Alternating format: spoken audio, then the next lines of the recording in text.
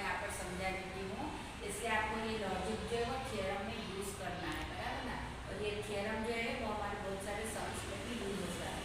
Theorem का नाम है बेसिक प्रोपोर्शनलिटी थियरम और थेल्स थियरम।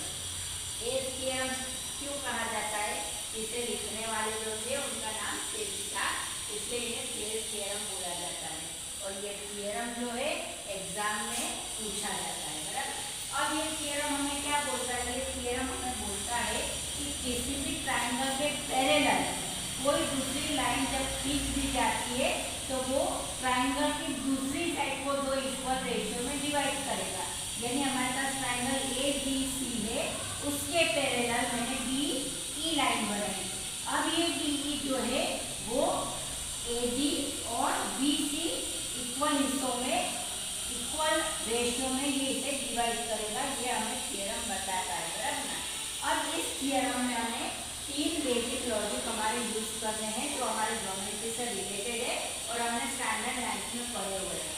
सबसे पहला, किसी भी ट्राइंगल का एरिया आपको पता है क्या होता है? Half multiply base multiply height, और हाइट जो है हमारी ऑलवेज 90 डिग्री पर होती है, बराबर ना। तो अब यहाँ पर जब किसी भी ट्राइंगल के एरिया की बात चल रही है और यहाँ पर हमने कंस्ट्रक्शन करा है तो हम इस तरह से जो है यहाँ पर एक परपेंडिकुलर ड्रॉ करेंगे और इसे मैं नाम देती हूँ एम। अब देखो मेरे पास ए डी ई ट्राइंगल हुआ जिसका परपेंडिकुलर डी और एम है, और एम क्या बनाता है? एम पर हमारा 90 डिग्री बन रहा है, बराबर ना।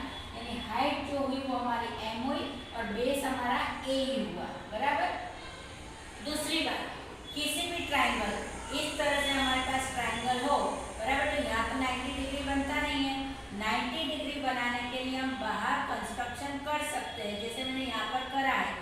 इस ट्राइंगल के बाहर मैंने कंस्ट्रक्शन करा और यहाँ पर मैंने 90 डिग्री बनाया। और थर्ड पॉइंट कि किसी भी दो पैरेलल लाइन पर जब कोई भी ट्राइंगल बनते हैं तो वो एक दूसरे के इक्वल होंगे।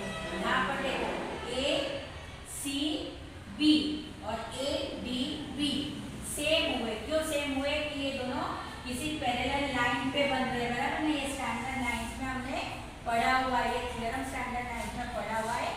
ये वही लॉजिक हमें यहाँ यूज करना है। तो मेनली हमारे थ्योरम 6.1 में ये तीन चीजें जो है हमारी यूज हो रही है और इसमें हमें कंस्ट्रक्शन करना पड़ेगा। ये अभी आपको मैं नोटबुक में अच्छे से समझाती हूँ, पर आपको कंफ्यूजन होगा इसलिए मैंने यहाँ पर बताया कि मैंने इस तरह से एक परपेंडिकुलर लाइन ली जो ए डी ई में हमारा एंगल 90 एम पे बनेगा, और यहाँ पर मैं इस तरह से दो दूसरे ट्राइंगल बनाऊंगी और इसको इन दोनों के इक्वल बताऊंगी। तो ये लॉजिक जो है हमारा थ्योरम नंबर 6.1 में यूज होगा और अब हम इसे नोटबुक में सॉल्व करेंगे। Good morning student. Standard 10th mathematics, standard 10th mathematics में से हमारा चैप्टर नंबर 6 ट्राइंगल और चैप्टर नंबर 6 में से हमारा थियरम नंबर 6.1 जो एग्ज़ाम के पॉइंट ऑफ व्यू से बहुत ही ज़्यादा आईएमपी थियरम है, जिसे हम बेसिक प्रोपोर्शनलिटी थियरम्स और थेल्स थियरम्स बोलते हैं, बराबर ना। बीपीटी थियरम और थेल्स थियरम। इसका स्टेटमेंट है, if a line is drawn parallel to one side of a triangle intersecting the other two side then it divided the two side in the same ratio, बराबर ना। देखो इस तरह से कोई एक ट्राइंगल है, बराबर ना, जो जिसका बेस बी सी है। हम बी सी के पैरेलल कोई एक लाइन डी ई बनाते हैं, तो डी ई जो है वो ए बी को इक्वल रेशियो में डिवाइड करेगी, ये हमें बताना है। इस थियरम में हमें ये बोला है, बराबर। तो अब हमें गिवन में क्या है? तो हमारे पास एक ट्राइंगल ए बी सी है जिसमें डी ई जो है वो बी सी के पैरेलल है, बराबर ना। और हमें प्रूव क्या करना है? हमें प्रूव करना है कि ए डी और D B equal A D upon में D B equal to A E upon में ई सी, बराबर ना। थियरम हमसे क्या बोल रहा है? थियरम हमसे बोल रहा है कि कोई भी एक पैरेलल लाइन ट्राइंगल के पैरेलल बनाते हैं, हम बेस के पैरेलल बनाते हैं, तो वो लाइन ट्राइंगल के दूसरी साइड को इक्वल रेशियो में डिवाइड करेगी, बराबर ना। तो ये थ्योरम स्टार्ट करने से पहले आपको मैं 2 से 3 ज़रूरी चीज़ें बता दूं जो इस थ्योरम में यूज़ हो रही है। अब सबसे पहला क्या है कि कोई भी ट्राइंगल का एरिया क्या होता है, half multiply base multiply height. ये आप सभी को पता है, बराबर ना, कि ट्राइंगल का एरिया क्या है, तो half multiply base multiply height. और जहाँ पर हाइट हमारी कहाँ बनती है, जहाँ ऑलवेज 90 डिग्री का एंगल बनता है वहाँ पर, बराबर। देखो ये एक मैं ट्राइंगल बनाती हूँ, इसमें मैंने इस तरह से 90 डिग्री का एंगल बनाया, तो ये क्या हुई मेरी हाइट, बराबर ना। तो ये बात आपको ध्यान रखनी है। दूसरी बात आपको ध्यान रखना है कि यदि हम हमारी हाइट बाहर की साइड कंस्ट्रक्शन करनी पड़े तो भी चलता है। देखो ये इस तरह से मेरे पास कोई भी ट्राइंगल हो, बराबर। अब यहाँ तो मैं मेरी हाइट कैसे बताऊँगी, ये मेरे लिए पॉसिबल ही नहीं है।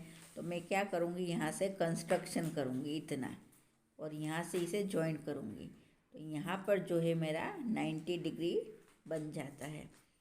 दूसरी बात ये, पहली बात क्या है कि किसी भी ट्राइंगल का एरिया जो है वो क्या होता है, half multiply base multiply height. और दूसरी बात, कोई भी इस तरह का ट्राइंगल हमारे पास हो जिसमें 90 डिग्री नहीं बन रहा है, तो हम बाहर से कंस्ट्रक्शन करके वहाँ 90 डिग्री बता सकते हैं, बराबर। अब दूसरी बात क्या है कि कोई भी 2 ट्राइंगल जो सेम बेस पर बने हुए हैं, सेम पैरेलल लाइन पर बने हुए हैं, वो उसका एरिया एक दूसरे के बराबर होता है, बराबर ना। ये हमने स्टैंडर्ड 9th में थियरम पढ़ा हुआ है ना, स्टैंडर्ड 9 का थियरम है, याद हो तो ये देखो ये 2 पैरेलल लाइन है ए बी और डी सी, और इस पे कौन से 2 ट्राइंगल बन रहे हैं, ए बी सी और ए बी डी। तो कोई भी 2 ट्राइंगल सेम बेस के ऊपर है और उसके कोई भी 2 पैरेलल लाइन के बीच में है, तो उनका एरिया ऑलवेज बराबर होता है। ये बात हमें इस थियरम में याद रखनी है, बराबर ना। ये सारी चीज़ें जो है इस थियरम में यूज़ होती है। अब देखो मैं आपको बता दूँ, थियरम में इस तरह से हमें ये ट्राइंगल है, ट्राइंगल ए बी सी, इसके पैरेलल है डी ई, बराबर ना। अब हमने इसमें क्या कंस्ट्रक्शन करा, तो हमने डी से सी को मिलाया और बी से ई मिलाया, और यहाँ पर सेम हमने ई से यहाँ एफ लिया और ई से यहाँ जी लिया।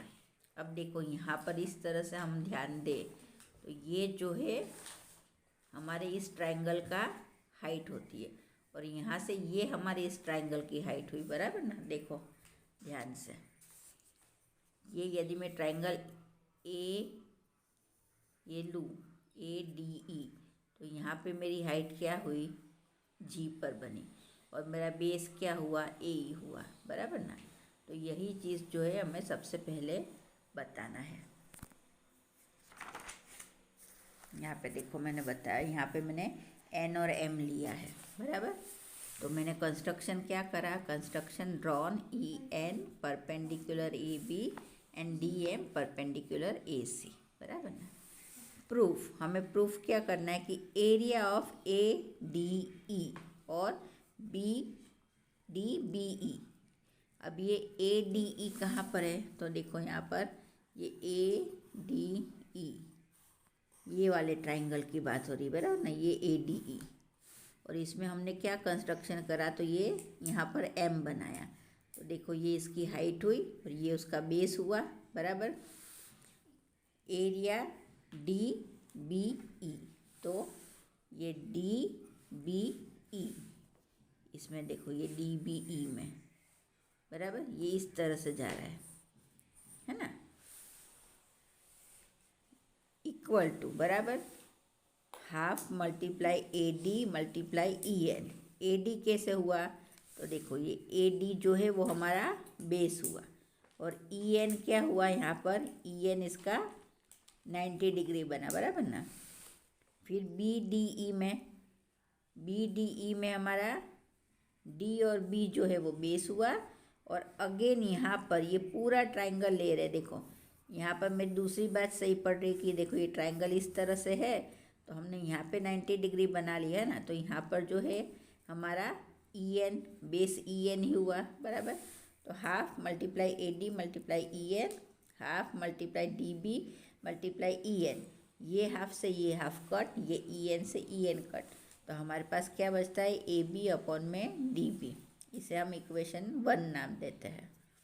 अब सेम हम लेते हैं area of A D E वापिस, बराबर, और area of E C D, बराबर। अब ये वाला है ना, ये वाला ट्राइंगल, तो इसमें भी जो है देखो, बराबर ना, तो इसमें भी हमारा half multiply A E multiply D M, half multiply E C multiply D M. किस तरह से भाई, तो देख लो, ए डी ई में वापस मैं बता दूँ, हमारा ए ई जो है वो बेस हुआ और डी एम जो है वो हमारी हाइट हुई, बराबर ना। देखो ये यहाँ पर इस तरह से बनाया हुआ है, तो यहाँ से मैंने कंस्ट्रक्शन करा है ना, ये मैंने नाम यहाँ पर एम दिया, तो यहाँ पे 90 डिग्री बन रहा है, और ये जो है ए ई उसका बेस हुआ, half multiply base multiply height, बराबर ना। ये हमारा एरिया का ट्राइंगल का एरिया है, बराबर। अब सेम हमने दूसरा ट्राइंगल कौन सा लिया, तो ई सी डी। अब यहाँ पे ये ई सी डी, बराबर ना। अब ये ई सी डी जो है वो किस तरह से, यहाँ पे मैं 90 डिग्री बता सकती हूँ नहीं, तो मैंने कंस्ट्रक्शन वापस यहाँ बाहर करा है ना, मैंने अभी आपको समझाया था, बराबर। तो मैंने कंस्ट्रक्शन करा, तो यहाँ पर भी है जो मैं ई सी जो है बेस लेती हूँ, और डी एम जो है मेरा क्या लेती हूँ, डी एम। देखो ये इस तरह से ये बना हुआ है, और मैंने कंस्ट्रक्शन करा, तो यहाँ पर मैंने एंगल 90 बता दिया, बराबर ना। तो डी एम जो है मैं मेरी हाइट लेती हूँ, तो यहाँ से हाफ जाता है और डी एम से डी एम जाता है, मुझे मिलता है ए ई अपॉन में सी, और इसे मैंने इक्वेशन नाम 2 दिया। अब यहाँ पे देखो, ये मेरा न्यूमरेटर ए डी ई और मेरा न्यूमरेटर ए डी ई सेम है। अब मुझे क्या करना है, मेरे डिनोमिनेटर सेम बताना है। डिनोमिनेटर कौन से है मेरे, D E D B E और ई सी डी, बराबर ना।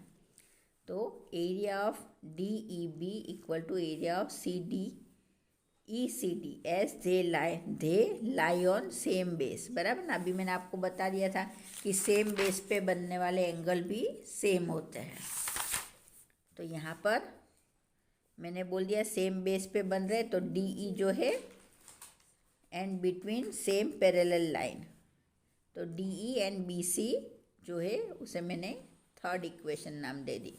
तो फ्रॉम 1, 2 एंड 3 हम बता सकते हैं कि ए डी जो है वो बी डी के बराबर है, ए डी अपॉन में B D equal to A E upon में ई सी।